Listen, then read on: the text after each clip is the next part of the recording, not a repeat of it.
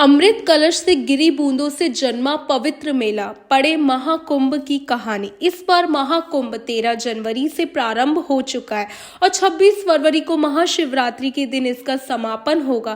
कहते हैं कि महाकुंभ में आस्था की डुबकी लगाने से इंसान के सारे पाप नष्ट हो जाते हैं और उसे मोक्ष की प्राप्ति होती है। उत्तर प्रदेश के प्रयागराज में महाकुंभ मेला लगा हुआ है। इस महाकुंभ का समापन 26 फरवरी को महाशिवरात्रि के दिन होगा। दूर दूर से लोग आस्था की डुबकी लगाने प्रयागराज पहुंच रहे हैं। कहते हैं कि महाकुंभ में आस्था की डुबकी लगाने से इंसान के सारे पाप नष्ट हो जाते हैं और उसे मोक्ष की प्राप्ति होती है। लेकिन क्या आप जानते हैं कि इस महाकुंभ की शुरुआत कैसे हुई, इसका आधुनिक इतिहास क्या है?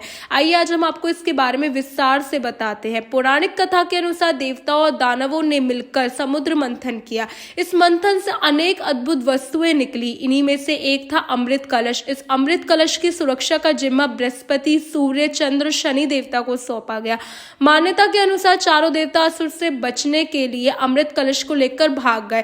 12 साल तक असुरों ने उनका पीछा किया और देवताओं दानवों के बीच युद्ध छिड़ गया। इस युद्ध में अमृत कलश की कुछ बूंदें पृथ्वी पर 4 स्थानों पर गिरी। ये स्थान थे हरिद्वार, प्रयागराज, उज्जैन और नासिक। मान्यता है कि जिन स्थानों पर अमृत की बूंदें गिरी थी वो स्थान पवित्र हो गए। इन स्थानों पर स्नान करने से मोक्ष की प्राप्ति होती है। इसलिए इन चारों स्थानों पर हर 12 साल में कुंभ का मेला लगता है।